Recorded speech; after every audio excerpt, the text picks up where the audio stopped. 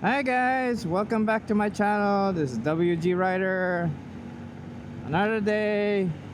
Uh, Medyo maulap na yun kasi kanina umaga umuulan.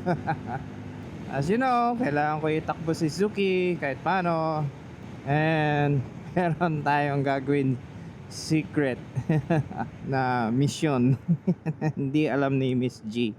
Ang alam niya lang, kunin ko lang yung rehistro ng isa kong motor, yung binigay ko sa anak ko, yung Honda Click 125.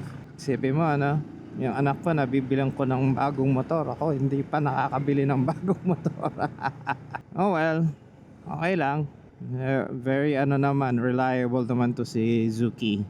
Ayan, ang kagandaan din kay Zuki. Although sana hindi na umulan ulit kasi may lakad kami mamayang gabi.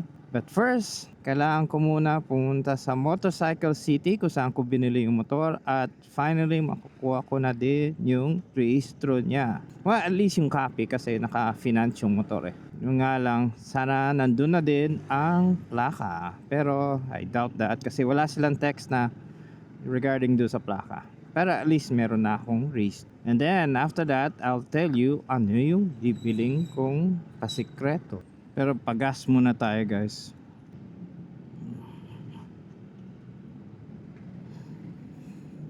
Okay, so mamaya na lang guys ulit. Pagas muna ako. Ayan guys, nagpakarga na ako. Ayan, full tank ulit dito sa Petron, malapit sa amin. Diretso na tayo para kunin yung ating rehistro. Sana hindi humulan kasi biglang kumulimlim konti.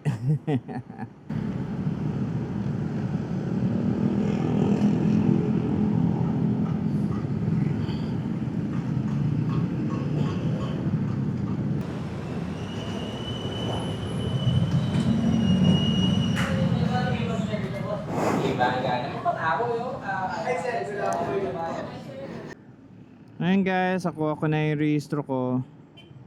Ngayon, kailangan ko lang na lang tumawid. So, bago tayo bumili ng jacket. Ay, sorry! Ay, nako. Yung surprise. Yung, ayan. Let's mag-ano muna tayo. Mag-canvas kung anong pwede natin ipalit dito na mabilis. Mamayang gabi magde-date kami, kaya lang may chaperone kami ni Miss G. Yan ang masama lang doon. Si Miss G hindi mahilig sa mga bulaklak na ganyan. Naaanin niya daw yung ano, bulaklak. Mali. Balik tayo. Mali tayo guys. Dito pala sa kabila sila. Ito pala yan.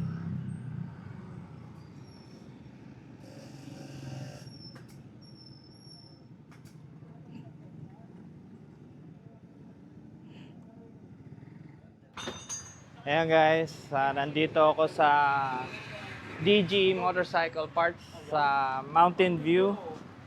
Actually, pinapapalit ko na yung akin brake master ko kasi tumutulo na. So na yun yung ano ko, RCB. Ayan, ayan o. Ayan o. Papalitan ng RCB. No choice kasi kinakain niya na yung pintura kan tumutulo na doon. So yan na. So kahit biglaan gastos. So yan guys, kinakabit na siya. Tumutulo kasi yung ano eh. Kawawa naman si Suki. Nakatatlong tindahan na ako bago ako nakahanap. Buti na lang sa DG Motorcycle Parts dito sa Mountain View, meron siya. Okay lang. Ganda nga. Wala man 15 minutes na to. Tapos na guys.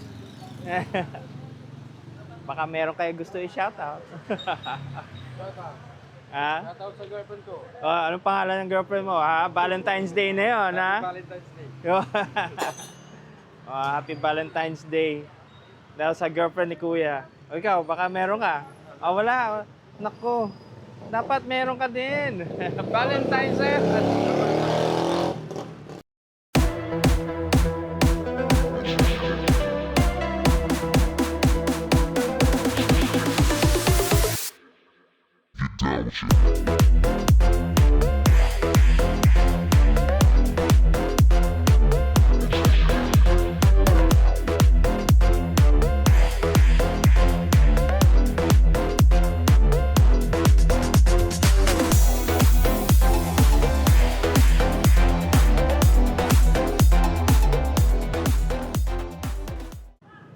And thank you sa DG Motorcycle Parts sa Mountain View.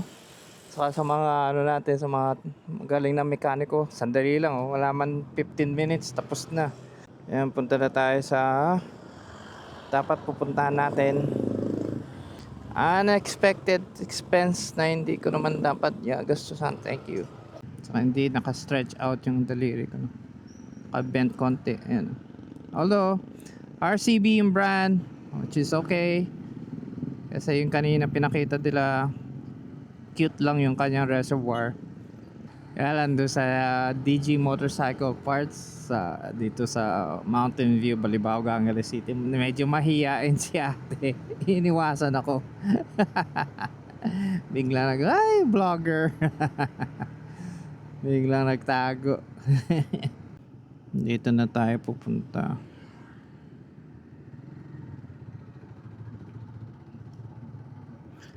Ito, Moto Market.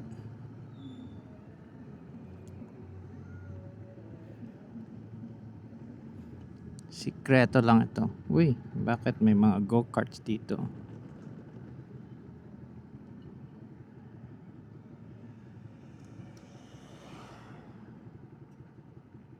So I guess alam nyo na saan ako pupunta. But the thing is, ano yung bibiling ko? The secret something to buy. Hopefully, meron pa. Pasok tayo dito. Yeah. Hello.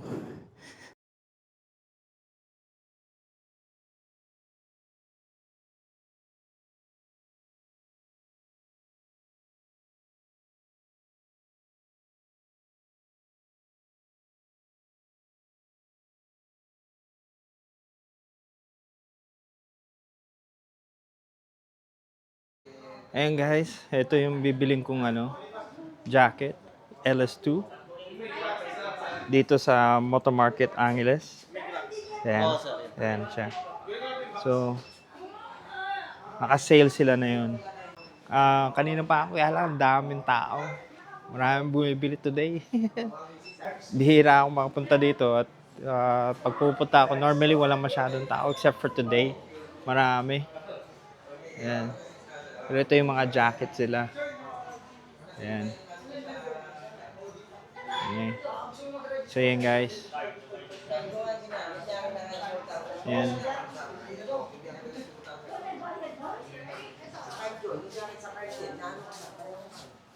Meron na kasi akong voucher ng Moto Market. Tagal na. Binili ko yung Vector 2 ko. So na yun ko lang gagamitin ulit. Sige. Mamaya guys, bayad muna ako. So yan guys. Fit sa akin. Large lang. May tummy lang naman tayo. Konti lang. Ano siya? Ayan kikita. Mesh na mesh sa ilalim. So hindi mainit pag summer kasi summer na eh. Pero meron man akong kapote so wala namang problema pag tag-ulan. And meron ako susuotin na shirt sa ilalim. Ayan guys. Tapos na ako sa Moto Market. And actually, first time ako nakabili sa Moto Market dito sa Angeles. Ilang beses ko sila pinupuntahan. Lagi kong inaano. Kaya lang, problema, wala din ako mabili sa kanila. Until now, ayan. Nakabili ako, ayan, suot ko na yung akin LS2 na jacket. Suot ko na siya. So yan, pauwi na. Ito yung sinasabi ko na hindi alam ni Miss G na bibiling ko. Ang banggit ko na nabala ko bilhin, kaya lang hindi ko pa binibili. Although today, and however, medyo nasobrahan ako sa gastos kasi yun nga, tumutuloy yung akin brake master. So napabili tayo ng bago na brake master, pero kailangan yung safety first no, di ba guys? Kailangan talaga safety first. Bakit ba hindi ako doon dumaan? Dapat doon na lang ako dumaan. Ganda siya kasi it's mesh underneath, so hindi siya mainit kahit summer ang biyahe. Although problema lang nito, pag malamig ang panahon, malamig din siya. Ito, nata-traffic tayo, pero ayan, yung ganda nga. Ganda ng fit niya actually. Ayan, medyo mahaba lang.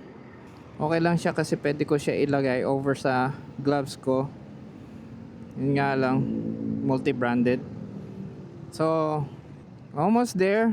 Meron akong LS2 na helmet, then I have an LS2 jacket na din, and hopefully one day pati si Miss G will have the same.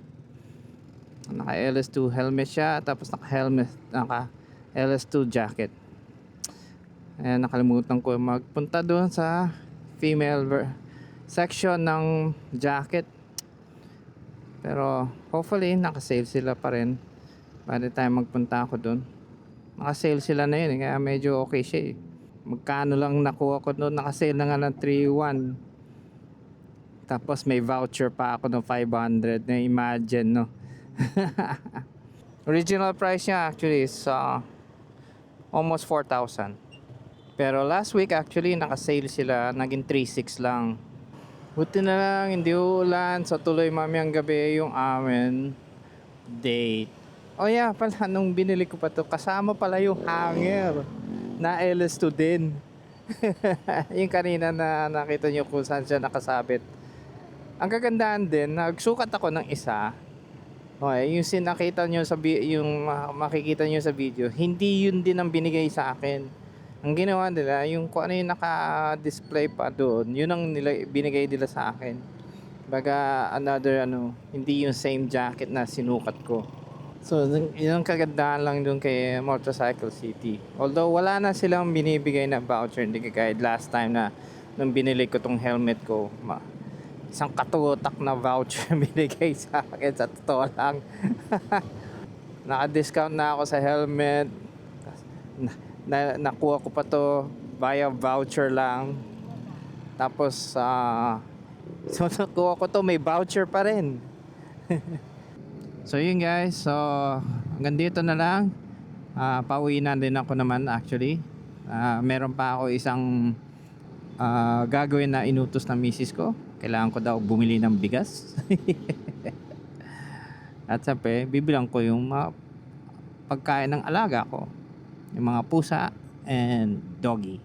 So next time guys, see you in the next vlog. So don't forget to subscribe, like the video, leave a comment. Ano yun sa tingin nyo tong, was it a good price na nakuha ko on sale?